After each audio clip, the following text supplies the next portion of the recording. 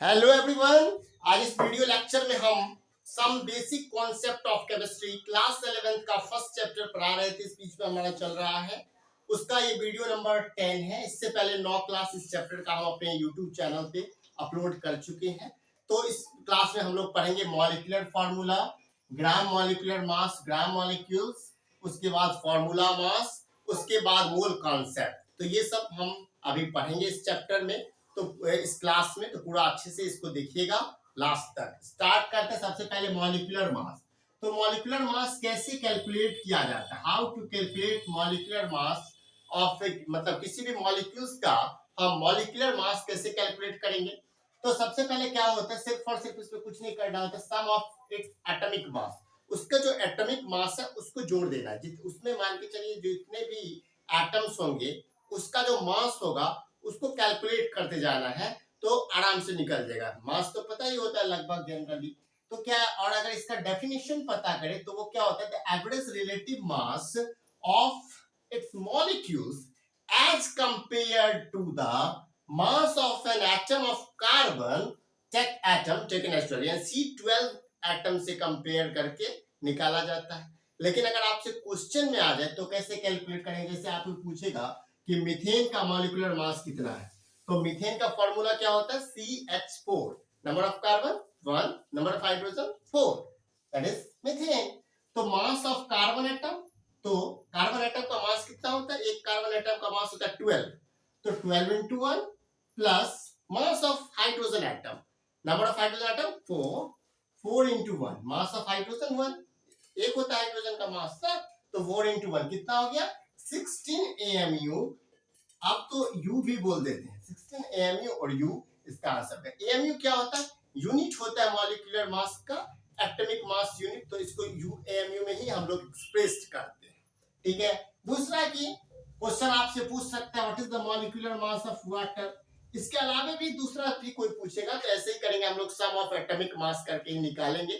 तो वाटर का क्या फॉर्मूला होता है, H2O। ठीक है, तो क्या होगा, नंबर ऑफ हाइड्रोजन 2, मास क्या होता है हाइड्रोजन का 1, 2 into 1, ऑक्सीजन का 16, नंबर ऑफ ऑक्सीजन 1, 16 हो जाएगा, तो 2 + 16 क्या हो गया 18। ठीक है, तो 18 AMU इसका हो जाएगा आंसर, मास ऑफ वाटर। ऐसे भी आपको अगर दूसरा तीसरा भी कंपाउंड का पूछेगा तो आपको ऐसे ही बना लेंगे, सबका जितना उसमें अलग अलग एटम्स होगा उसका जो मास है उसको ऐसे ही सम कर लेंगे, ऐड कर देंगे, आंसर आपके सामने आ जाएगा मॉलिक्यूलर मास।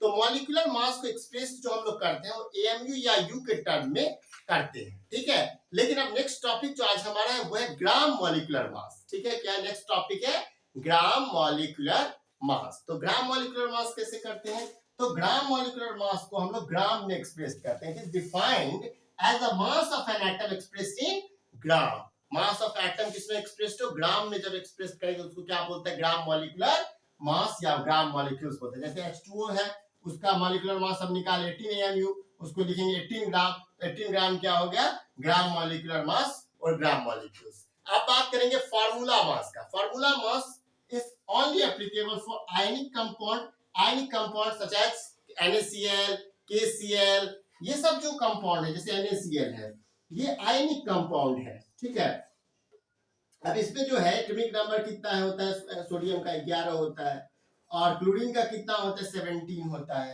तो क्लोरीन के पास वैलेंसी कितना होता है 7, तो क्लोरीन क्या करता है, एक इलेक्ट्रॉन एक्सेप्ट करता है तो इस पर निगेटिव चार्ज आ जाता है, और सोडियम क्या करता है 11 एक वैलेंसी होता है, ये रिलीज करता है तो पॉजिटिव चार्ज हो जाता है। तो ये एक आयनिक कंपाउंड है, तो इसका हम लोग क्या करते हैं, फार्मूला मास कैलकुलेट करते हैं। तो इसमें भी कोई न्यू बात नहीं है, वैसे ही होता है, sum of atomic mass, sum of atomic mass, atomic mass of sodium plus atomic mass of chlorine. सोडियम का एटॉमिक मास कितना हो गया 23 और क्लोरीन का कितना हो गया 35.5 यानी 58.5 AMU इसका क्या हो गया एटॉमिक मास। किसका एटॉमिक मास हो गया, सोडियम क्लोराइड का। पोटेशियम क्लोराइड और भी जितने भी आयनिक कंपाउंड है उसको फार्मूला मास से, मॉलिक्यूलर मास से, ग्राम मॉलिक्यूलर मास। अब बात करते हैं एक साथ कि तीनों में क्या डिफरेंस है।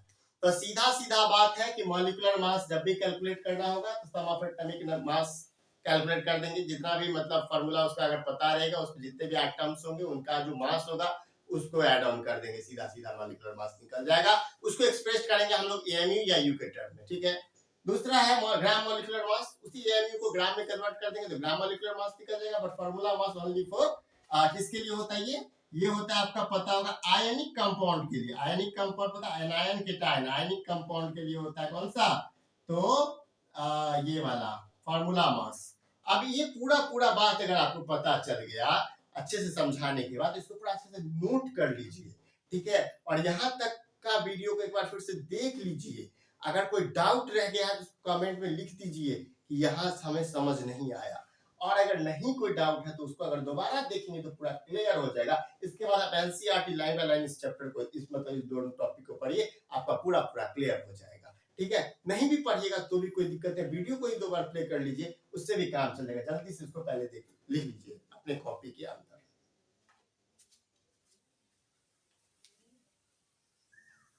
अब बात करते हैं हम लोग किसके बारे में, मूल कॉन्सेप्ट के बारे में। मूल कॉन्सेप्ट में क्या होता है आपको पता होगा कि मूल कॉन्सेप्ट जो है ना वो, उसमें हम बात करेंगे किसके बारे में, मूल के बारे में, ठीक है, मूल के बारे में। तो मूल है क्या दरअसल, तो जैसे आपको पता होता है कि 1 डजन मीन्स नंबर में कितना 12, 1 दर्जन में संख्या में 12 होता है ना। उसी तरह से जब आप मार्केट जाते हो आप बोलते हो कि 1 डजन, 1 पेयर में आपको पता होता है कि 2 नंबर में 2। ऐसे ही केमिस्ट्री में जब क्या कहते हैं अमाउंट ऑफ सब्सटेंस, पदार्थ की मात्रा के बारे में बात की जाती है तो हम लोग उसको मोल के टर्म में समझते हैं, ठीक है। तो मोल आपका एक फिजिकल क्वांटिटी था जो 7 जो base unit fundamental physical quantity होते हैं, उसमें अमाउंट ऑफ सब्सटेंस का सिंबल बताए थे, एन यूनिट बताए थे मोल, लेकिन उसका सिंबल होता है MOL, इसमें ई नहीं होता, बस ई हट जाता है सिंबल में। अब 1 मोल में जो है वो 6.022 इंटू 10⁻23 पार्टिकल्स होते हैं। अब ये पार्टिकल्स क्या होते हैं भैया, तो ये एटम होते हैं, मॉलिक्यूल्स होते हैं, यही आयंस हो सकते हैं, ठीक है। जो भी पार्टिकल्स प्रेजेंट होते हैं वही होते हैं 1 मोल्स बराबर। तो क्या कह सकते हैं, क्या amount of substance that contains as many particles are there in exactly 12 gram of C12 isotope. तो ये जो 6.022 10⁻23 एटम पर मोल, 1 मोल कार्बन मतलब इतना, 1 मोल हाइड्रोजन मतलब इतना, 6.022 10⁻23, ये तो पता है। अब इसको जो है इसका क्या नाम है, ये बहुत ही इंपोर्टेंट है, आपको कहीं भी पूछ सकता है। एवोगाड्रो नंबर, एवोगाड्रो नंबर यही है 6.022 into 10⁻23। Avogadro number, Avogadro constant भी इसको कहते हैं, एवोगाड्रो नंबर भी कहते हैं इसको, एवोगाड्रोस नंबर, ठीक है। एवोगाड्रोस नंबर कह सकते हैं, एवोगाड्रोस कांस्टेंट कह सकते हैं, ये इसको कह सकते हैं एवोगाड्रोस कांस्टेंट, एवोगाड्रोस नंबर, ये सब हम लोग किसको कहते हैं 6.022 10⁻23 को कहते हैं।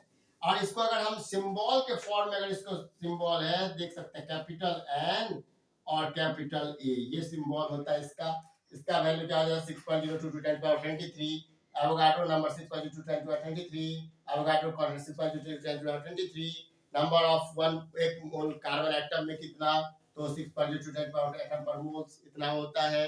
ये बात सारा आपको पता चल गया मोल कॉन्सेप्ट के टर्म में। मोल क्या होता है आपको पता ही है, मोल का जो होता है सिंबल होता है MOL, ई हटा देंगे तो वो सिंबल हो जाएगा मोल का। इस तरह से हम लोग क्या सब समझे, आज की क्लास हम लोग समझे मॉलिक्यूलर फार्मूला, उसके बाद ग्राम मॉलिक्यूलर मास, फिर पढ़े फार्मूला मास, फिर पढ़े थोड़ा सा मोल कॉन्सेप्ट के बारे में। अगर ये वीडियो नंबर 10 था हमारा, अगर ये वीडियो आपको अच्छा लगा इस वीडियो को लाइक कीजिएगा, हमारे चैनल को सब्सक्राइब कीजिएगा और बेल आइकन को प्रेस कीजिएगा। इस तरह का वीडियो हमें आपको मिलता रहेगा। 12 बजे डेली हम लोग क्लास 11 का क्लास लेते हैं। तो अगर आपको इसमें जुड़ना है तो वीडियो को अच्छे से देखिए, पूरा बहुत ही फायदा होगा आपको। तो अगर पूरा इसको देख लीजिए, इसको बड़े अच्छे से नोट कर लीजिए, ठीक है।